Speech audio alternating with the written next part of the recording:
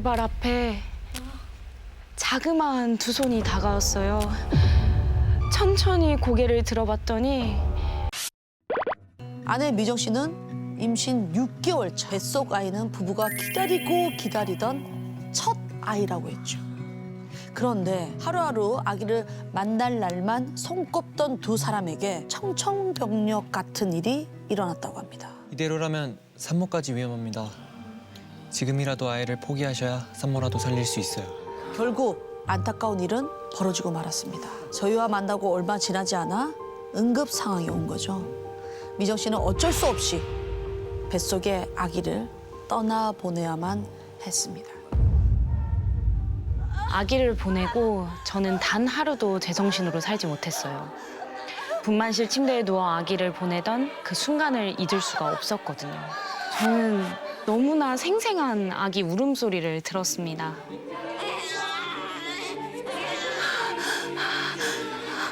선생님, 제 우리 아가 한 번만 보게 해주세요. 아이는 잘 떠났고요. 마지막까지 저희가 잘 보내드리겠습니다. 저는 6달 동안 품었던 제 아이를 그렇게 보내고 말았어요. 이날 이후 저는 분만실에서 들은 아기의 울음소리를 잊을 수가 없었어요. 온종일 귓가엔 아가 울음소리만 맴돌았습니다. 그날부터 매일매일 아가를 위해 산 베네저고리를 껴안고 울었어요. 아가를 안고 있는 것 같았거든요. 가슴에서는 베네저고리가 흠뻑 젖을 만큼 모유가 돌기 시작했고요. 임신했을 때처럼 배가 나오기를 시작했어요. 마치 아가의 영혼이 떠나지 않고 제 품에 있는 것 같았습니다. 어느 밤이었어요. 그날도 아기를 그리워하다가 잠들었는데 갑자기 온몸에 한기가 돌더라고요. 눈을 떠보니 보이는 건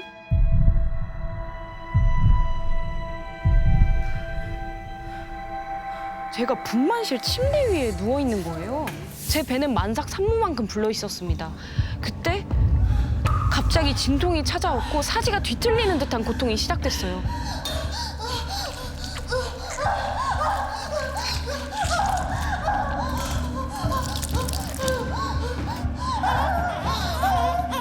축하드려요. 딸이네요. 제 품에 안긴 건 바로 태아의 사체. 여보 정신 차려봐. 여보. 눈을 떠보니 저희 집 침실. 꿈이었던 거죠. 그런데 남편이 사색이 되어 있는 거예요. 미정아. 무슨 일인지 내려다봤더니 이불이 제가 흘린 피로 흠뻑 젖어 있었어요. 결국 입원까지 하게 됐어요. 아기를 떠나보낸 병원에 오니 아기의 그 마지막 순간이 떠오르더라고요. 착잡한 마음으로 복도를 서성였습니다. 그런데 어디선가 자꾸 아기 울음소리가 들리는 거예요. 제가 한 걸음 한 걸음 그 소리를 쫓아서 갔습니다. 제가 멈춘 곳은 분만실 앞이었는데요.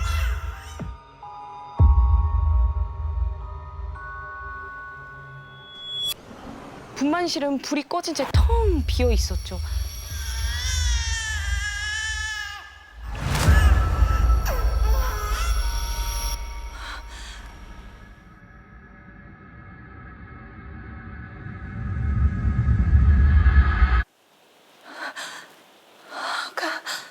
아기가 웅크리고 있는 거예요. 그때 갑자기 분만실 불이 깜빡이더니 자지러질 듯 우는 아기 울음소리가 들렸어요. 깜짝 놀라서 침대 위 아기를 내려다봤죠. 그런데 그 잠깐 사이에 아기가 사라진 거예요. 당장 분만실을 나가려 돌아서는 순간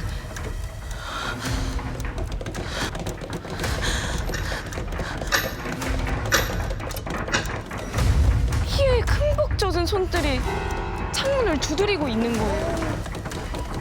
모두 그 고사리 같은 아기 손이었는데요. 창문을 두드리는 손은 셀 수 없이 늘어났고 창문은 당장이라도 열릴 것처럼 세차게 흔들렸어요.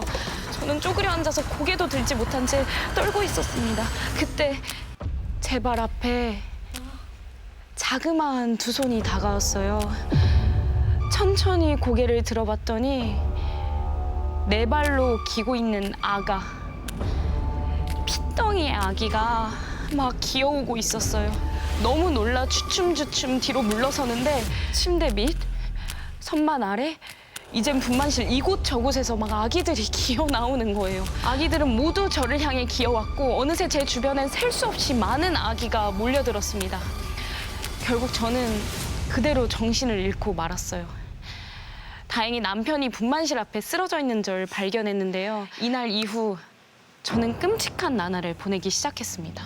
방 안에 이렇게 혼자 있으면 식탁 밑 같은데 이렇게 갑자기 아기가 지나가는 환영해 보인다던가 거울 속에 보니까 아기가 자기 몸에 붙어있는 그런 게 보이고 그래서 거울 같은 것도 다 막아놓으셨다고 하더라고요. 너무 힘들겠다. 아기들이 온전한 게 아니고 좀 이렇게 조각조각난 모습이라서 고모님이 아시는 무당이 있어서 거기를 찾아갔다고 말씀을 하셨다고 하더라고요.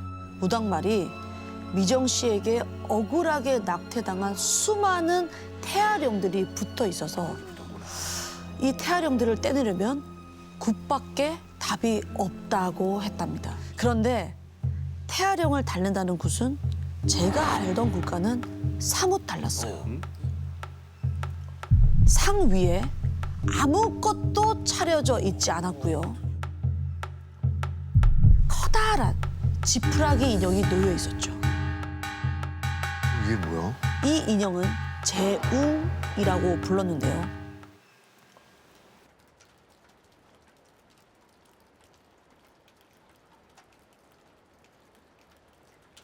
태아령들을 이 재웅으로 옮길 거야.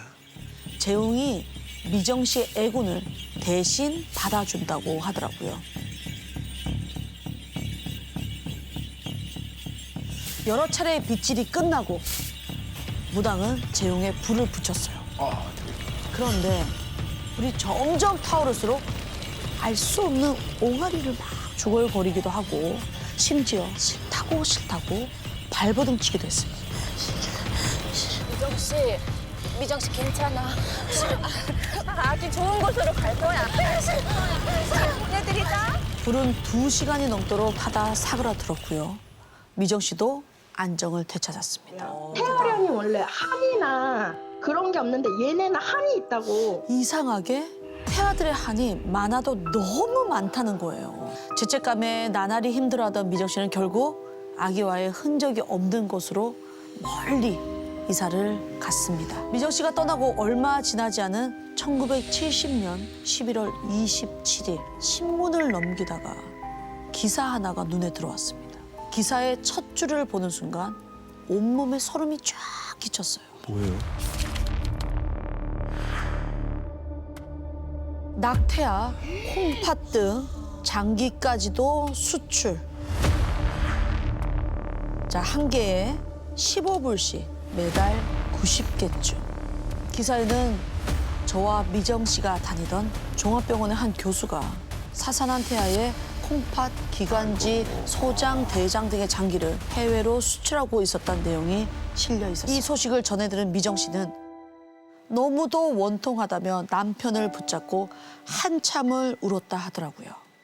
수백 명의 태아들, 누군가에게 딱 한 번만이라도 안아보고 싶었던 가슴에 묻은 자식이었을 건데요. 정말 태아령이란 존재가 있다면 부디 지난 아픔은 잊고 다음번엔 아픔 없이 행복하게 세상의 빛을 봤으면 좋겠습니다.